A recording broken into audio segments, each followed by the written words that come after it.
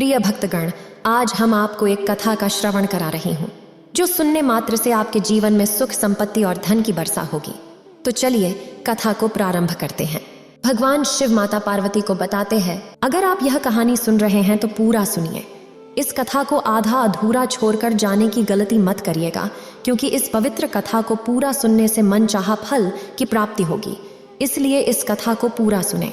आप शिव भक्त हैं तो भोलेनाथ का अनादर ना करें कि किस व्यक्ति के साथ विश्वासघात होता है और क्यों होता है। बहुत दिन पहले की बात है। किसी ऊंचे पर्वत की चोटी पर एक गरीब दंपति रह रहे थे। रोटी कमाने के लिए वे आलू, टमाटर और अन्य सब्जियों की खेती करते थे। पहाड़ी से नीचे आकर वे निचले मैदानों में अपनी खेती कर रहे थे। ये पति पत्नी बहुत परिश्रमी थे और उनकी उम्र धीरे धीरे बाँच आ रही थी और उनकी शक्ति भी कम हो रही थी। उन दोनों की बड़ी इच्छा थी कि उनके पास एक संतान हो।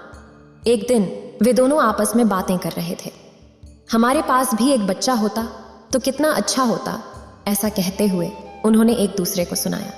जब हम बूढ़े होंगे तो वह हमारे खेतों की देखभाल करेगा और हमारी आय जमींदार के पास जाकर लाएगा। इसी बात पर उन्होंने सोचा। बुढ़ापे में उनकी पत्नी गर्भवती हो गई। 9 महीने बाद एक छोटा सा बच्चा पैदा हुआ, लेकिन इस बच्चे में न कोई आदमी था और न ही कोई और जीव। बूढ़ा हैरान हो गया।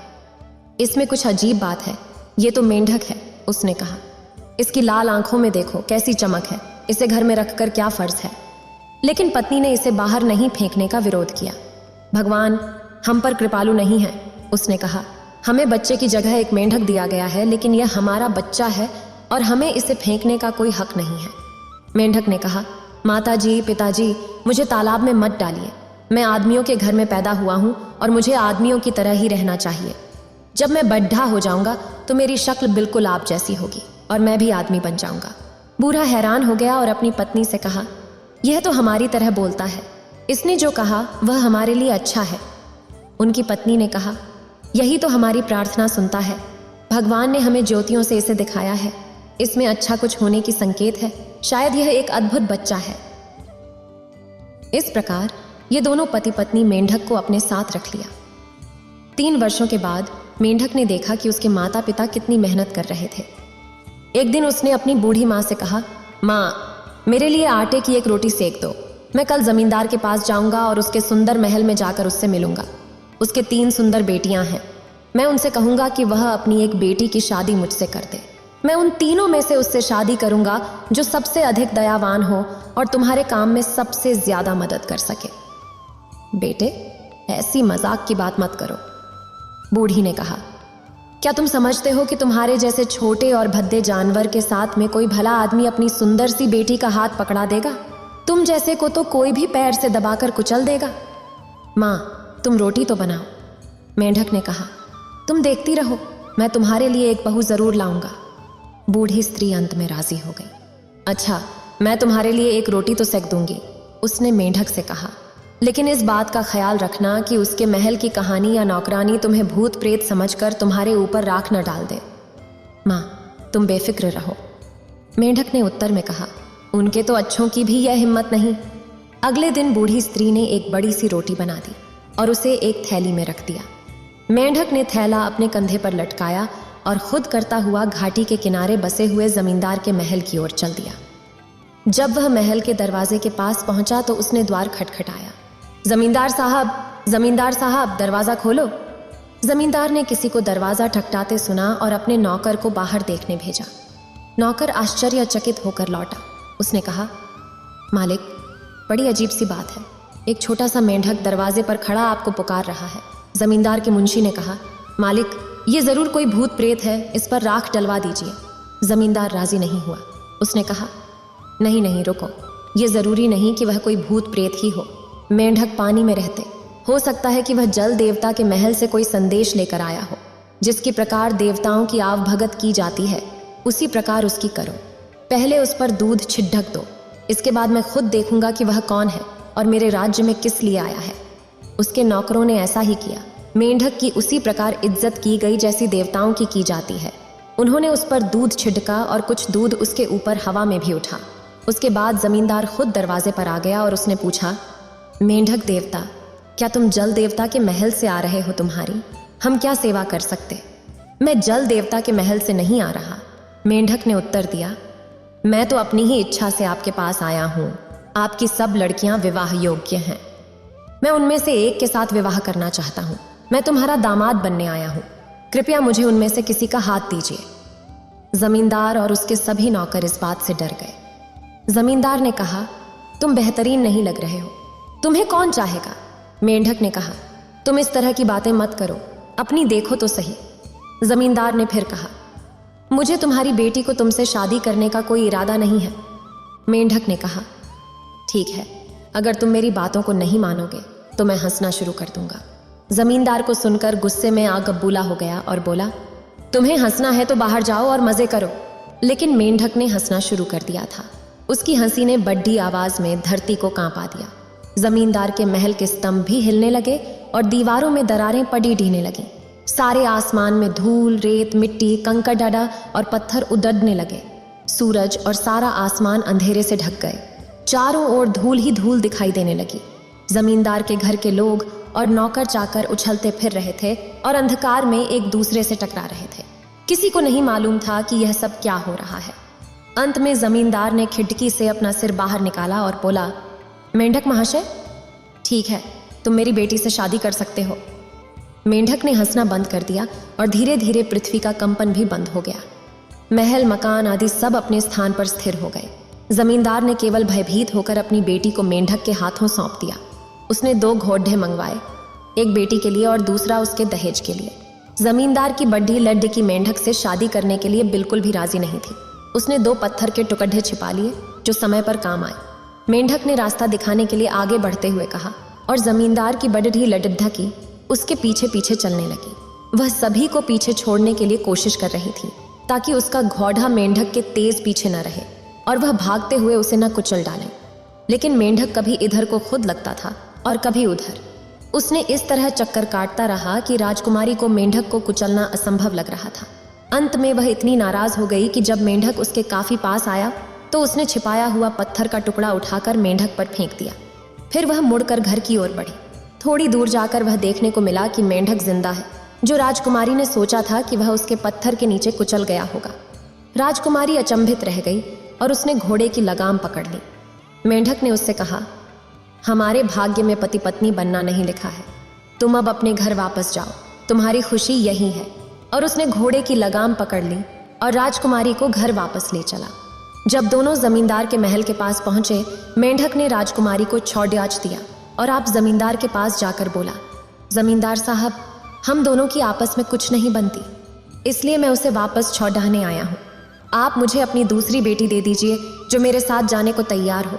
तुम कैसे बदतमीज हो जी, अपनी हैसियत का तो ख्याल करो। जमींदार ने गुस्से से चिल्लाया, तुम मेरी बेटी को वापस लाए हो, इसलिए मैं तुम्हें अपनी दूसरी बेटी कभी नहीं दूंगा।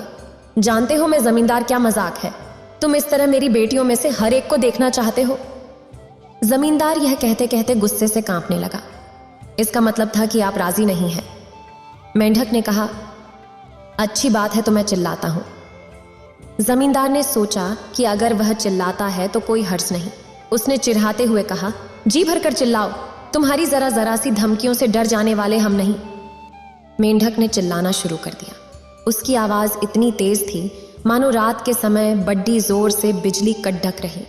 चारों ओर बिजली की कड्डाहट ही खड्डाहट सुनाई दे रही थी और पहाड़ों से नदियों में इतना अधिक पानी आने लगा कि कुछ ही क्षणों में सब नदियों में बाढ़ आ गई। धीरे धीरे सारी जमीन पानी के बहाव में गिरने लगी और पानी चढ़ता चढ़ता जमींदार के महल तक आ पहुंचा और वहां से अपने गांव की तबाही देखने लगे।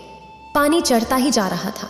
जमींदार ने अपनी गर्दन खिड़की से बाहर निकाली और चिल्लाकर कहा, मेंढक महाशय, चिल्लाना बंद कीजिए, नहीं तो हम सब मर जाएंगे। मैं तुम्हारे साथ अपनी दूसरी बेटी की शादी कर दूंगा। सो मेंढक ने फौरन ही चिल्लाना बंद कर दिया और धीरे धीरे पानी नीचे बैठने लगा।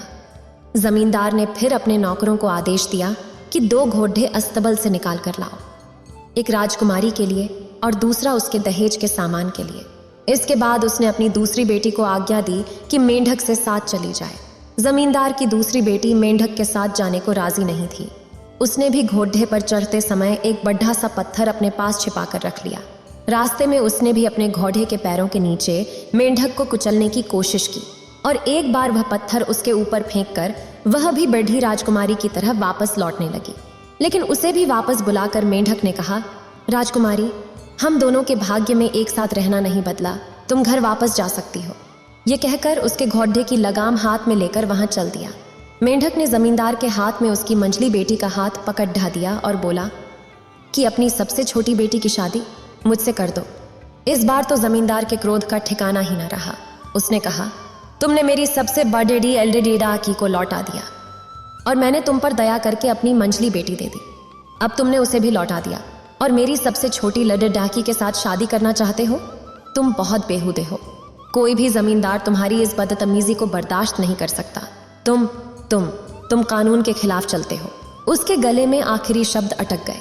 एक छोटे से मेंढक ने उसे इस प्रकार नचा रखा था कि वह बहुत ज्यादा परेशान हो रहा था।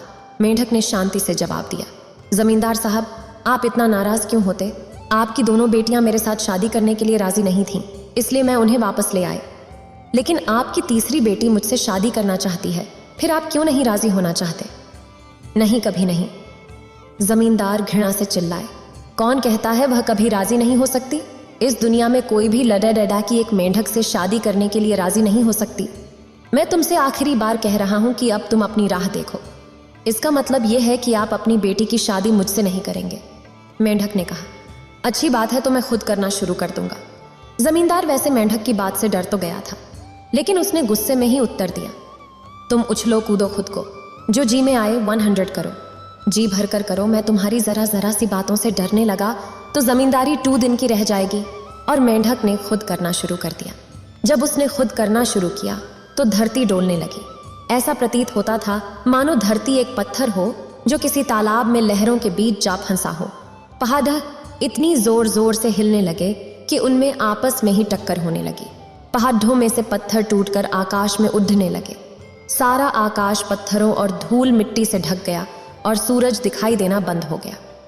जमींदार के महल की दीवारें भी इतनी जोर से हिलने लगीं कि लग रहा था कि महल अब गिरा। अब तो हार कर जमींदार को खडरेढ़े होकर यह कहना पड़ेगा कि वह मेंढक के हाथ में अपनी तीसरी बेटी का हाथ दे देगा। मेंढक ने खुद करना बंद कर दिया। पहाड़ और पृथ्वी अपनी अपनी जगह पर शांत होकर ठहर गए। जमींदार की तीसरी बेटी अपनी अन्य बहनों की तरह नहीं थी। उसके हृदय में दया बहुत थी। उसने सोचा कि यह मेंढक कोई साधारण मेंढक नहीं है, बल्कि काफी चतुर जान पड़ीड़ता है। वह मेंढक के साथ जाने को राजी हो गई। मेंढक उसे घर ले गए। जब मेंढक की माँ दरवाजे पर उन्हें लेने आई तो उसे आश्चर्य का ठिकाना न रहा। उसने सोचा कि मेरा भद्दा और छोटा सा बेटा कितनी सुंदर बहू ले आया है। लड्डकी बहुत काम करने वाली थी और रोज अपनी सास के साथ खेत पर काम करने जाती थी। उसे बूढ़ी इसलिए बड्ढा प्रेम करती थी। लड्डकी भी अपनी सास की बहुत इज्जत किया करते थे। दोनों बहुत सुखी थी। पतझड़ का मौसम आया। उन गांवों में हर साल घोड़ों की एक बहुत बड़ी दौड़ हुआ करती थी। हजारों गांवों से, चाहे वह गरीब हो या अमीर, लोग अपने अपने तंबू लेकर घुड़दौड़ में आते थे और अपने साथ खेतों से नया अनाज भी लेकर आते थे। देवताओं की पूजा के लिए वे छोटे छोटे पौधों को आग में जला देते थे और शराब पीते हुए घुड़दौड़ करते थे। सामान्यतः यहाँ लड़के और लड़कियां अपने प्रेमी और प्रेमिकाएं ढूंढने आते थे। इस बार मेंढक की माँ भी चाहती थी कि मेंढक भी साथ जाए, लेकिन उसने अपनी माँ से कहा, महारास्ते पर बहुत से पहाड़ हैं और नदी नाले पार करने पड़ते हैं, तुम ही चलो, मैं कहाँ जाऊँगा। और मेंढक घर पर ही रह गई। घर की बाकी लोग घुड़दौड़ में चले गए, जो कि 7 दिन तक चलता रहता था। आखिरी 3 दिनों में घुड़दौड़ तेज होता था। हर रोज जीतने वाले को बड़ी इज्जत मिलती थी और लोग उसे अपने यहाँ बुलाकर दावत देते थे। घुड़दौड़ के तीसरे दिन जब आखिरी दौर शुरू होने वाला था, एक नवजवान हरा रंग की पोशाक पहने हुए और हरे घोड़े पर सवार होकर वहां आया। उसका शरीर हेल्दी था और वह बहुत सुंदर दिखता था। उसके कपड़ों पर खूबसूरत जरी का काम हो रहा था और वे कीमती रेशम से बने थे। उसके घोड़े की जीन पर लाल मोती थे और उसकी बंदूक भी सोने और चांदी की बनी थी। जब उसने आखिरी द्वार में भाग लेने की अनुमति मांगी, सभी ने उसे देखने के लिए उठकर खड़े हो गए। घुड़दौड़ शुरू होते ही उसने दौड़ने की बजाय आराम से चलना शुरू किया। यहाँ तक कि जब लोग भागने लगे, वह अपनी जीन ठीक कर रहा था। फिर भी वह उसके साथ था और दौड़ते दौड़ते वह अपने घोड़े की पृष्ठभूमि से उड़ते हुए 3 कबूतरों को शिकार कर रहा था। दौड़ के बीच में वह अपने घोड़े से कुछ सोने के सुंदर फूल निकालता और उन्हें बाईं ओर दौड़ने वाले लोगों के पास फेंकता। उसने जीन की दाईं ओर से चांदी के फूल निकालता और उन्हें उनकी दाहिनी ओर फेंक दिया। इसी तरह वह अपनी दाहिनी ओर फेंकता रहता और आगे बढ़ता रहता था। लेकिन जल्दी ही लोगों ने देखा कि उसका घोड़ा आगे भाग रहा है। ऐसा लग रहा था कि उसका घोड़ा मैदान में नहीं बल्कि हवा में दौड़ रहा है। लोग उसे देखने के लिए अपने स्थानों से उठकर खड़े हो गए और सबने देखा कि वह सबसे आगे था। उसी दिन आखिरी दौड़ में जीत उसी की हुई। घुड़दौड़ के मैदान में जो कोई भी उस समय उपस्थित था वह उस नौजवान पर मुक्त हो गए। बड़े, बूढ़े और लड़कियां सभी उसकी ओर देख रहे थे। लोगों के बीच फुसफुसाहट फैलने लगी कि उसका नाम क्या है और वह कहाँ से है। कुछ लोग बोलने लगे, उसने भाई ओर से सोने के फूल निकाले और उन्हें भाई और उछाल दिया। फिर उसने दाईं ओर से चांदी के फूल निकाले और उन्हें दाहिनी ओर फेंक दिया। ऐसा कुछ आज कल कभी देखा नहीं गया था। कितना सुंदर और स्वस्थ लड़का है। उसके कपड़े उसके शरीर पर कितने बढ़िया हैं। घोड़ा देखो जैसा कि देवताओं का है। लेकिन ऐसा सुंदर और स्वस्थ लड़का देखकर सोचो, कहाँ मिलेगी ऐसी लड़की। सभी लड़कियां उसके चारों ओर इकट्ठे हो गईं, गाने और नृत्य करने लगीं और उसे अपने तंबू में ले जाने के लिए कहने लगे। सभी उसे अपने तंबू में ले जाकर शराब पिलाने की इच्छा कर रही थीं। लेकिन जैसे ही शाम हुई वह गोपालकों के बिना कुछ कहे चुपचाप अपने घोड़े पर चढ़कर उस गांव की ओर बढ़ गया जहां से मेंढक की माँ और पत्नी आई थी। सभी लोग वहां खड़े होकर उसके प्रत्येक घोड़े को देख रहे थे और उसके जाने के बाद उसके पैरों से उड़ती हुई धूल को देख रहे थे। मेंढक की पत्नी सोच रही थी कि वह गोपाल कहाँ से आया था और वह कहाँ चला गया है। वह खुद भी उसकी सुंदरता और पुष्ट शरीर पर मुग्ध थी। वह जानना चाहती थी कि दिन छुपते ही वह इतनी जल्दी क्यों चला गया। वह सोचने लगी कि शायद गोपाल बहुत दूर रहता है। घर लौटते समय वह भी अन्य स्त्रियों की तरह उसी गोपाल के बारे में सोचती रही थी। मेंढक उन लोगों को दरवाजे पर खड़ा मिला। उन्होंने जैसे ही गोपाल की दौड़ की बातें सुनानी शुरू की वह आगे आगे सब बताने लगा। उन लोगों को यह सुनकर बड़ा आश्चर्य हुआ कि मेंढक सब बातें पहले से ही जानता है और उस सुंदर गोपाल की भी बातें जानता है जिसने आज गोधूली दौड़ जीती थी। अगले साल फिर पतझड़ के दिनों में गोधूली दौड़। मेंढक की पत्नी, माँ और पिता फिर गोधूली दौड़ में गए। जब गोधूली दौड़ शुरू हुई तो सभी लोग उस हरे गोपाल की बात देखने लगे और सोचने लगे कि इस बार जरूर उसका नाम पूछ लेंगे। वह कहाँ रहता है और किस जमींदार के गांव में रहता है, ये पूछे बिना उसे इस बार नहीं जाने देंगे। गोधूली दौड़ के आखिरी दिन जब आखिरी दौड़ हो रही थी, हर गोपाल फिर अपने हर एक घोड़े पर बैठ वहां आया। वह एकदम ऐसे आया मानो आकाश से उतरा हो। लोग उसे देखकर आश्चर्यचकित रहे। इस बार भी उसके पास अपनी वही सोने चांदी वाली बंदूक थी, लेकिन इस बार उसके शरीर पर पिछली बार से भी अधिक सुंदर और मूल्यवान कपड़े थे। जब गोधूली सभी गोधूली दौड़ी जा रही थी, उसने आराम से बैठकर चाय पी और पीकर तेजी से उठा और इस बार भी पिछले साल की भांति उसने 3 कबूतर अपनी बंदूक से दौड़ते दौड़ते मार डाले। जिस समय वह लोगों के सामने से गुजर रहा था, उसने अपने घोड़े की बाईं ओर और वाली जीन से सोने के कुछ कूल निकाले और उन्हें अपनी बाईं ओर और वाले लोगों पर उछाल दिया। फिर उसने दाईं ओर से चांदी के कुछ फूल निकाले और उन्हें अपनी दाईं ओर और वाले लोगों पर बिखेर दिया। इसके बाद वह बहुत तेजी से आगे की ओर भागा और लोगों को ऐसा प्रतीत हुआ कि वह एक हरे बादल की सवारी कर रहा है। बस हरी हरी मैदान में एक हरा बादल उड़ता हुआ नजर आ रहा था। और इस बार लोगों ने फिर देखा कि वह गोधूली दौड़ में जीत गया था। लड़कियां इस बार फिर उसके सामने अपना नृत्य और गाना रखीं और उसे अपने तंबू में ले चलने के लिए कहने लगी। लेकिन दिन छुपते ही उसने फिर बिना कुछ कहे अपने घोड़े को एड़ लगाई और मैदान से भाग लिया। जब मेंढक की पत्नी और माँ घर आई तो उन्हें यह देखकर बड़ा आश्चर्य हुआ कि इस बार फिर मेंढक को सब बातें मालूम थीं। इस बार लड़की के दिमाग में उथल पुथल हुई कि जब वह गोधूली दौड़ में जाता नहीं है तो उसको सब बातें मालूम कैसे हो जाती हैं। उस गोधूली दौड़वार को दिन छुपते ही क्यों जाना पड़ता है? क्यों वह हमारे घर की ओर बढ़ता है? क्या इस दुनिया में सचमुच ऐसा कोई घुड़सवार हो सकता है? फिर मेंढक को उसके बारे में सब बातें कैसे पता चलती हैं? यही सभी विचार उसके दिमाग में घूम रहे थे। अंत में उसने निर्णय किया कि वह इन बातों को जानने के लिए ही रहेगा। इस साल फिर से दौड़ भाग शुरू हुआ। लड़की मेले में गई, सभी काम किए, लेकिन आखिरी दिन जब उसकी अंतिम दौड़ होने वाली थी, वह अपनी सास से बोली, माँ, मेरे सिर में बहुत जोर से दर्द हो रहा है, मैं घर जाना चाहती हूँ, कृपया मुझे एक खच्चर दे दीजिए। लड़की की सास और ससुर उसका ध्यान रखते थे और उन्होंने उसे खच्चर दे दिया और कहा कि वह घर जा सकती है। जब वह अपने ससुर सास की आंखों में ओझल हो गई तो उसने खच्चर को तेजी से घर की ओर ले जाने का निर्णय किया। लेकिन वह घर पहुंची तो उसने सबसे पहला काम किया, जो था मेंढक को खोजना। लेकिन उसे मेंढक कहीं भी नहीं दिखा। तभी उसे कोने में मेंढक की खाल पड़ी दिखी, जो उसके पति की थी। उसने उसे उठा लिया और उसकी आंखों में खुशी के आंसू आने लगे। उसने सोचा, मैं कितनी सौभाग्यशाली हूँ, मेरा पति कितना सुंदर है और कितनी अच्छी घुड़सवारी करता है। मैं तो उसके बिल्कुल अयोग्य हूँ। आज मुझे कितनी खुशी है। वह बार बार अपने आंसू रोकने की कोशिश करती, लेकिन आंसू ठहर नहीं रहे थे।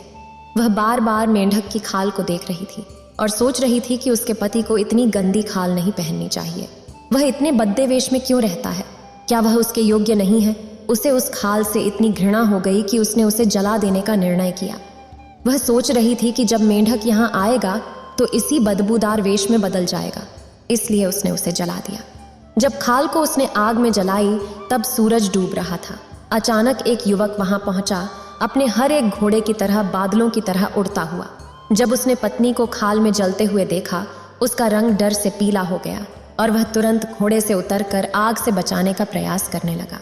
लेकिन बहुत देर हो गई थी और उसके पास केवल एक मेंढक की टांग बची थी। उसने एक ठंडी सांस ली और घर के सामने एक बड़े पत्थर पर गिर पड़ा। लड़की डरकर देखती रह गई और उसकी मदद करने का प्रस्ताव किया। तुम बहुत अच्छे हो, तुम इतनी बढ़िया घुड़सवारी क्यों नहीं करते? तुम्हारी तरह के आदमी सभी लड़कियों के पति होते हैं, तुम फिर मेंढक क्यों बने हुए हो? लड़की ने पूछा। लड़का ने जवाब दिया, तुम बहुत आतुर थी, जो भी तुमने किया वह बहुत जल्दी कर दिया। हमें कुछ दिन रुकना चाहिए था उसे करने के लिए। अब मैं जिंदा नहीं रह सकता और लोग पृथ्वी पर खुश नहीं रह सकते। मैंने कुछ गलत काम किया है क्या? लड़की ने पूछा। तुम्हारी गलती नहीं है, यह मेरी गलती है। मैं बहुत लापरवाह हो गया था, जिसके कारण मैं घुड़दौड़ में पहुंचा। मैं लोगों को अपनी ताकत दिखाना चाहता था, लेकिन अब हम सभी खुश नहीं रह सकते। लड़का बोला, मैं कोई साधारण आदमी नहीं हूँ, मैं पृथ्वी माता का बेटा हूँ। अगर मैं और अधिक मजबूत होता तो मैं लोगों की मदद करता।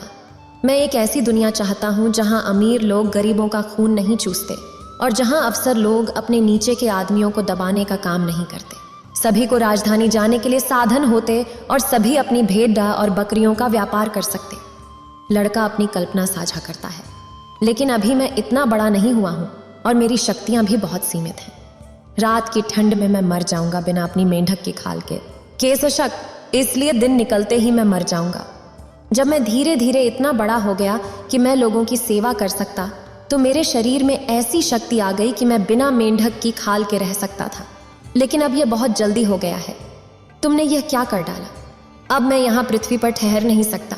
आज ही रात मैं माँ के पास लौट जाऊंगा। जब लड़की ने यह सुना, उसकी आंखों से आंसू बहने लगे। उसने नवयुवक को बाहों में संभाला और बोली, तुम नहीं मर सकते। मुझे विश्वास नहीं होता कि तुम मर जाओगे। नहीं नहीं, मैं तुम्हें मरने नहीं दूंगी। लड़की शोक से भरी हुई चिल्लाई कि नवयुवक ने उसका हाथ पकड़ा और कहा, प्रिय, तुम इतनी दुखी मत हो। अगर तुम वास्तविक में चाहती हो कि मैं जिंदा रहूं तो अब भी तुम कुछ कर सकती हो। उसने पश्चिम की ओर इशारा किया, लेकिन यह सब केवल भगवान की इच्छा और उनकी अनुमति से ही किया जा सकता है। मेरा घोड़ा ले लो, अभी भी समय है, क्योंकि मेरा घोड़ा हवा की तरह दौड़ता है।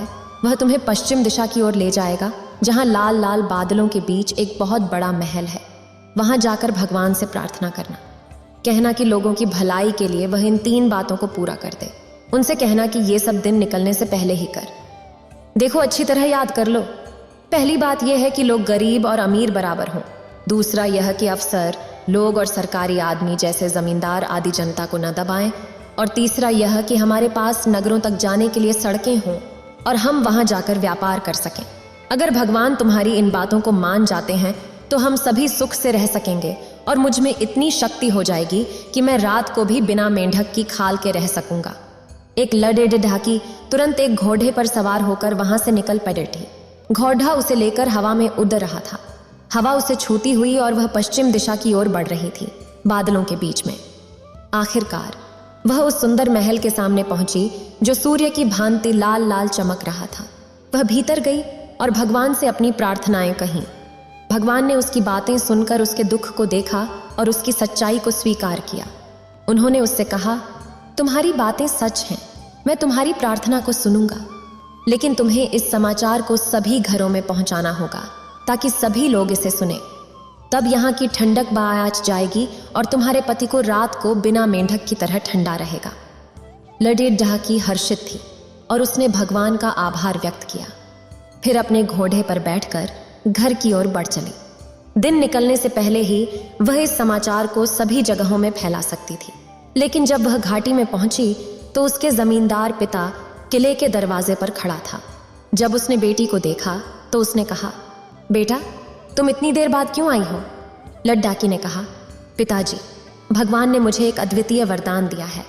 अब मैं इसे सभी को बताने जा रही हूँ, लेकिन आपको फिर बता दूंगी। जमींदार ने कहा, मुझे तुम्हारे वरदान के बारे में बताओ पिताजी, मैं 1 मिनट के लिए भी नहीं रुक सकता। एलडीडीडीकी ने कहा, मैं जल्दी जाकर सबको बताती हूँ। जमींदार ने उसकी लगाम पकड़ी, लेकिन लडेडिकी जल्दी से छुटकारा पाना चाहती थी, इसलिए उसने उसे सब कुछ सच सच बता दिया। वह बोली, भगवान ने मुझसे 3 वादे किए हैं। पहला तो यह है कि गरीब और अमीर में कोई भेद नहीं रहेगा। जमींदार ने अपना सिर खुजलाया। वह बोला, अगर गरीब और अमीर में कोई भेद नहीं रहेगा तो मेरी इज्जत कौन करेगा और तुम्हारी बहनों के लिए दहेज का पैसा कहाँ से आएगा? ये कहकर उसने घोड़े की लगाम को और भी कसकर पकड़ लिया। दूसरी बात यह है कि सरकारी अफसर आम जनता को नहीं सताएंगे। ये क्या मूर्खता है? फिर हमारा काम कौन करेगा? हमारी भेड़ बकरी कौन चलाएगा? हमारे खेतकुंड ज्योति? उसने बड़े ही बेमान से कहा और पूछा कि तीसरा वचन क्या है? और तीसरी बात यह है कि यहाँ से नगरों तक कोई रास्ता बन जाए और हम लोग वहाँ पर व्यापार कर सकें। पिताजी, जब ये सब बातें हो जाएंगी तो यहाँ की ठंड बिल्कुल खत्म हो जाएगी और यहाँ काफ़ी गर्मी पड़ने लगेगा उसके बाद। लेकिन जमींदार ने बीच में ही टोक कर कहा, ये सब बेकार की बातें हैं, ऐसा कभी नहीं हो सकता। हमारा काम अब बिल्कुल ठीक तरह से चल रहा है। हमें शहर जाने की क्या ज़रूरत है? ये कभी भगवान के हुक्म नहीं हो सकते। मुझे इनमें से किसी भी बात पर विश्वास नहीं। मैं तुम्हें इनमें से एक भी शब्द लोगों को नहीं बताऊंगा। पिताजी, मैं अब यहाँ एक क्षण भी नहीं ठहर सकता, लड़की ने चिल्लाकर कहा। मुझे आप फौरन जाने दीजिए। उसने भागने की कोशिश की, लेकिन उसके पिता ने घोड़े की लगाम नहीं छोड़ी। बेचारी लड़की बहुत अधिक दुखी हो रही थी और उधार उसका पिता उससे सवाल जवाब करने पर तुला हुआ था। तभी मुर्गा बोला। लड़की तेजी से कूदी और घोड़े को छुड़ाना चाहा, लेकिन जमींदार अभी भी उसे कसकर पकड़े हुए थे। वह जोर से चिल्लाई, क्या तुम्हारा दिमाग खराब हो गया है? क्या तुम चाहती हो कि तुम्हारी बहनों की शादी में ना दहेज ना दूं? क्या तुम अपने पिता की बेइज्जती करना चाहती? क्या तुम चाहती हो कि मैं घर का सारा काम अपने हाथ से किया करूं? हमारी भेड़ बकरियां कौन चलाएगा? हमारे खेत कौन जोतेगा? क्या तुम्हारा दिमाग खराब हो गया है? लड़की की समझ में नहीं आ रहा था कि क्या किया जाए। मुर्गा दूसरी बार फिर बोला और इधर उसका पिता उसे छोड़ने का नाम ही नहीं ले रहा था। अंत में निराश होकर उसने अपने घोड़े को बड़े जोर से कूदा लगाया। घोड़े ने जमींदार को एक और फेंक दिया और हवा से बातें करने लगा। लड़की अभी पहले मकान पर ही पहुंच पाई थी कि मुर्गा तीसरी बार फिर बोला। पैर फटने लगी थी और अब तक कुछ ही घरों में वह अपनी बात कह पाई थी। लदढाकी का दिल बैठने लगा। पौ फट गई थी और उसका काम अभी आधा भी नहीं निपटा। अब तो बहुत देर हो गई थी। अब केवल उसके लिए यही चेहरा रह गया था कि वह घर की ओर जल्दी से कदम बढ़ाए। उसने देखा कि उसके ससुर उसके पति के पास खड़े हुए रो रहे हैं और उसकी सास मृतक की आत्मा को शांति देने के लिए भगवान से प्रार्थना कर रही है। सब बेकार हो गया था। वह अपने पति के शव पर गिर पड़ी और अपने पिता को कोसती हुई जोर जोर से रोने लगी। इस घुड़सवार नव युवक के शव को वहां से कुछ दूर पर ही एक चट्टान पर दफना दिया गया। रोज शाम को जाकर वह लदढकी उसकी कब्र के पास रोती। अंत में 1 दिन वह खुद भी पत्थर में बदल गई।